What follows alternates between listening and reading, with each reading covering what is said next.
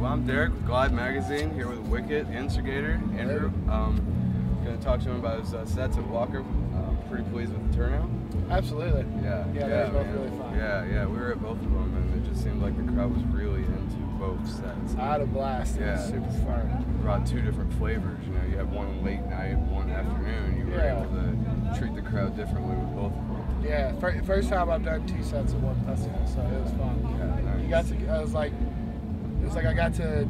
I think the first set was what people would expect, you know. Right. Yeah. And then I got to kind of do something a little different, but it was to the people that had just saw me do the first set. Yeah. So it was kind of like being able to like branch out and do something a little different than what I normally do, but without the risk of disappointing people that they didn't get what they thought they were going to get. You know? Nice. Yeah, nice flexibility there. Yeah, and you even got Jason Hahn come out there and get you a Flabango. Yeah, we have a long-going sort of Flabango war. I deserved it. I've really terrorized Jason Hahn a lot with Flabango over the years, and actually before my set, when I saw him, I kind of apologized for all the times I've just bum rushed him while he was playing and made a Flabango. And I was like, I'm sorry I keep popping up on stage while you're performing. He's like, oh no, man, I love it. It's so, and he was being way too nice. I knew he was up to something. You know what I mean? He was like, oh no, that's totally cool. And I was like, okay, he's got revenge in his heart. I kind of knew it was coming. I could tell because he was being too nice about it, but I definitely deserved it. I thought you were gonna get it turned around on him there for a second, and then he got you to. Are they trying to get out right here? Oh, here we go. But I thought he was going to get it turned around on you to where you were going to get him to take it, you know? Well, what happened is Minnesota brought it to me first, and they had put some liquor in it. It was shenanigans, and I kind of tasted what Minnesota brought up, and I told him no, and I handed it back to him. And then Jason Hahn came up, and I knew it was the same shit. And Jason Hahn a little bit more forced it down my gullet. He was like, "You're gonna take Didn't this." give you too much of a choice. And actually, the thing was actually coincidentally, Minnesota and Hahn are the two people that I have abused the most with So Flabango. they were kind of in cahoots together. Yeah. I'm like, and Minnesota even more. Yeah, like I think they had finally had it with my Flabango shenanigans, and it was. Payback, you know. Well, but you know, I took my liquor Flabango. Like, I can handle my booze. Yeah, no worries. If you're gonna try to thwart a guy from Kentucky, you're probably not gonna do. Probably not gonna be too successful with liquor. No. You just should have like thrown a book at me or something. That's more of my kryptonite. Hilarious. Well, can you talk about? Can you feel the crowd's like spirits come up when you play that Johnny Cash remix? Like, do you feel? Because from the crowd side of it, we feel it. Like we can, like you just look around and everybody, that Johnny Cash remix comes on, everybody's just pleased to hear it. Yeah, man, really you know, fun song to listen to. Remixing songs like that is a sensitive issue to begin with, and because he's such a legend. His music is such a larger than life, so much bigger than me and what I've accomplished, and it's like. But at the same time, it's like I like remixing stuff like that. I don't want to remix the same stuff that everybody else is remixing. But what's special to me about the Johnny Cash remix and that I think translates to other people is that it's also representing Tennessee, where I'm from. So it's this kind of this building block of the culture where I live, and you know, and I think, and especially people from the South, and especially people in Tennessee, when I play in Tennessee, I think they dig that because they kind of dig seeing a connection between this like more modern form of music they enjoy, kind of being connected to their roots, you know, their like regional roots or whatever. So, and it was fun. Like I like when I was producing that song, I was like standing up the whole time. Like I was like standing up in my studio, just so excited, and you know. I love it, man. Like it turned out better than I think anybody could. Well, the original song is magical, you know what I mean? And it's like I'm not just trying to like manhandle you know, old classic songs, you know, like haphazardly or anything like that. What I'm trying to do is take an amazing old song by a really great artist and translate it in a way that's going to make, now it's got, you know, now 18, 19-year-old kids are partying to Johnny Cash, and I think that's more paying homage than you know, than it is anything else. You know, so I try to treat it carefully and take it seriously. Anytime I get into stuff like Johnny Cash or Pink Floyd or these really large, you know, epic groups, I try to take it seriously. It's not just like, oh, I like that song, I'm gonna like put some bass behind it. It's like, I love this song, and I wanna to give it to young kids in a new way that now everybody's, you know, dancing around and partying in 2014 to a song that's that old. Right. Oh yeah. Kind of spin off that. Is there any song that you can't or won't remix? That I can't or won't? Yeah, something that just, like, you know, makes you uncomfortable to remix an artist that's you feel like you I've been I've been really hesitant to remix Queen. Because I want to. Specifically Bohemian Rhapsody. And actually I have a producer friend that goes by Matt Nedick, and he made the Phil Collins In the Air Tonight remix that I play a lot in my sets. And he's been trying to get me, and he's young, he's so talented, but he's young, and he's always trying to get me to remix Bohemian Rhapsody with him. And I feel like he doesn't understand what he's getting himself into. Sure, yeah. Like, I'm a little older. I'm like, okay. That's like, you know, right. It's like, hey, let's just remix the Bible and see if that doesn't piss some motherfuckers off. But, you know, but I still want to do it. So you know, long story short, I have a buddy who's a really talented producer who's been trying to goat me into to remix a Bohemian Rhapsody with him, and that scares me. Sure. And I don't guess it's that I can't or won't. That's maybe more like a shouldn't. But I still probably will. I want to try. I want to try. But I was like, you know, I was like, we'll probably get a death threat or two. Yeah. But once again, like I was saying earlier, if I do, it's with the acknowledgement of how amazing that song is, and treating it with kid gloves, not just, you know, throwing something together. You know, trying to do it justice. Because you know, like I said earlier, I think if you can get a younger generation stoked on some, you know, hopefully there's people out there that heard my Walk the Line remix and went and checked out Johnny Cash and are now Johnny Cash fans. And if that's what is happening, then that's a good thing. But I am scared of Bohemian Rhapsody. But then again, that in itself kind of makes me want to try it.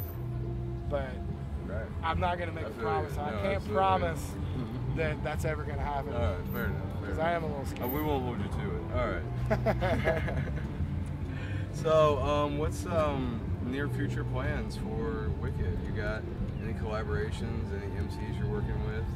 Well, yeah, and especially like when you bop around from festival to festival, and what's awesome about music festivals and like Wakarusa and stuff is you get a chance to like kick it with all these dudes that you sort of know, you know, with all these other, I get to hang out and chill with all these other DJs and producers. So that's a lot of times where collaborations are like kind of birthed. Right. Because it's a totally different feel when you actually become friends with one of your peers, as opposed to just being more of like an internet communication, like I like your music, let's work. If you like both pass out and fall down the mud together, you have a bond, then you want to go make a track together, because now you're like homies. So there's definitely, you know, I don't want to say any names because, you know, I don't want to talk about it before it's done, before it exists. Fair enough. But these music festivals like this is the genesis a lot of times for stuff, and there's definitely been a lot of talk even at Waka with me and other people that want to work together and trying to do stuff. Yeah, that's awesome. Yeah, very, very cool. You know, everybody just loved that hour-long mix that you threw out. No bullshit, one take thing. You know, is there any, you plan on doing more of those? Is that something that to gain your popularity? You know, It's fun. Well, like it's a funny. light Like contest, you know, it's I love turntables and I Yeah. love vinyl. It's really hard to do that on the road. Right. Okay. Um, That makes sense. It's hard to travel with Yeah. tons of records. Sure. The bass, the systems have gotten so big that the bass knocks needles off of records. People Yeah. jumping up and down Yeah. knocks needles off of records. But it's fun to put it out. But it was funny because I did do 2 sets at Waka this year. Yeah. And the second one was more in the daytime, and there was a rumor going around that my second set was going to be all vinyl, which I thought was funny. Yeah. I know that that rumor only comes from the fact that I just put out a vinyl mix. Right. And I wish it was, Yeah. but it's one of those things where I think people really enjoy listening to it. Right. I don't think live it would. I think it's one of those. It's like one of those careful what you wish for. I think if I did it live, people would be like, "Oh, that's cool." That's tight, but I kind of wish he was doing what he normally does. Yeah, I agree. It's one of those things. But I love vinyl. I actually did an all vinyl set in Nashville, where I live, and that's kind of where I kind of redid the set that I did at the Nashville show. Nice. So it was a set I had put together, and it was one take, and it was all live. Right. But I wasn't just improv. Sure. It was like a set. Yeah, I'm gonna go to this, to that, to that. Sure. And so I had a lot of fun doing the little all vinyl set in Nashville, and I just wanted to show it to everybody. But then I got to be careful because then anything I put out there, then people start expecting it. Exactly. I'm like, I'm probably not going to do an all vinyl set today because just a light gust of wind It's would. gonna screw everything. Yeah. Turntables can be difficult to work with, Yeah, even though I love them so much. Oh yeah. So what about your kind of takeoff over the last year has changed the most about you? Your popularity has just gone nuts over the last year or so. And what has that changed about you or your music or both? I mean, it definitely changes the music in a sense to where when you're constantly doing shows, when you're constantly doing live shows, I think that when you're producing in the studio, you're more aware or more conscious about what that song you're working is gonna, how well it's gonna work or not work in a live environment. So, to where when I was producing before I did shows, it was a little bit different. And now when I'm making something, there's a feeling of, is this a song for live shows, or is this more of a song for people to just listen to on their own time and vibe out to? Which I like to make that too. Yeah. But a lot of times if I make something that's more chill or more vibey, I know when I'm making it that I'm probably not going to play that at a live show.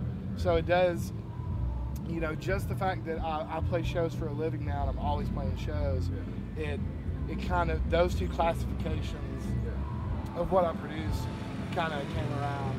Because now it's if I'm making something, I'm like, I can't wait to drop this live, or hey, this is something I'm gonna release and let people enjoy on their own time. It probably won't be a part of the live show. Yeah, for sure. And what do you attribute all of that popularity to the most? Is it your live shows, or people catching on your live shows the most? Well, I'm pretty handsome. Pretty handsome. I agree. Pretty gorgeous. Pretty easy on the eyes. I don't know. As cheesy as it sounds, I really, really love what I do. It's never just. I've never just been what do I need to do to make something stick. It's been more of this slow process of me doing what I was going to be doing anyway. I was doing it by myself. I was mixing records and making mashups and producing tracks in my bedroom by myself, and no one even knew it. And the evolution of that was a friend being like, "Yo, you should come do this at this bar." And then they were then when I started playing out, people were like, "Hey, do you have CDs?" And I'd be like, "No." I'd be like, "Okay, well, I guess I need to do that." And then one day somebody's like, "Do you have a shirt or a hat?" And I was like, "No, I guess I need to do that." So instead of me being like, "Oh, I'm gonna make a dope logo, I'm gonna make some merch," and by request, blah, blah, blah, it was just me kind of doing what I enjoy doing, and then it naturally kind of progressing into sweet. other people getting into it. And I do think that, like I said, that it sounds a little generic, but I think that I just really enjoy what I'm doing, and I think people get that, and that it's honest, and it's me just having a good time, and I want other people to have a good time too. It's not just me like, you know, trying to pre-calculate something to achieve something. You know, if all this ends tomorrow and if nobody's booking me anymore and nobody gives a shit anymore, I'm gonna be right back to my room, just still doing it. You know, so all the success and stuff is almost like this big fringe benefit. The fact that I got to like quit my day job and do this for a living, like it's great. But it wasn't even necessarily what I was trying to do. You know, I just love it. I love the music. I'm going to be doing this anyway, and I'm grateful that other people are into it. Yeah, you know what I mean? Absolutely. So, back to like your production side, what kind of goes into the songs that you choose? Is it just songs that you already like listen to on your own that you then figure out creatively how to remix, and then you decide, oh, I'm going to remix this song? Or is it, you know, I mean, like, by request to your friends, family, whatever, fans? I think, and I love it I do love it when people make suggestions, when people are like, oh, I used to remix blah, blah, blah. But a lot of times what that does, a lot of times when somebody's like, hey, you shouldn't remix, you know, this song by Black Sabbath. And a lot of times what that does is it just makes me sit there and listen to Black Sabbath for 2 hours. And there might be some other song, then I might end up listening to like, you know, some other metal band, and then be like, oh, I want to remix that song. But it all kind of started with a suggestion, you know what I mean? But I think some songs, you know, have that magic, whether it's like some kind of breakdown or some riff or some lyric, or, you know, or an intro, you know, like, you know, every time you hear the intro to like, you know, every time you hear like Let Me Clear My Throat, or anytime you hear the intro to like Jump Around by House of Pain, or there's just certain songs that every time you hear it, you're like, ah, that's that shit. And it's like, it's trying to take, you know, things like that, especially when they're older, because a lot of songs are more like lo-fi. Like, you know, as awesome as some of these really old songs are, if I just played the original version at a set, people would just kind of be like, what are you doing? And that's the whole point of the remix, is to take something that's old, but, you know, take something that's old and kind of revamp it and make it fresh again. But, you know, like I did a remix of like the theme song from Grease, like I did a mashup of that, and I was just playing pool with my buddies, and the theme song from Grease just came on the radio at this little dive bar, and I'm like, this song's so good. You know, and a lot of times it's just hanging out with people and having a good time.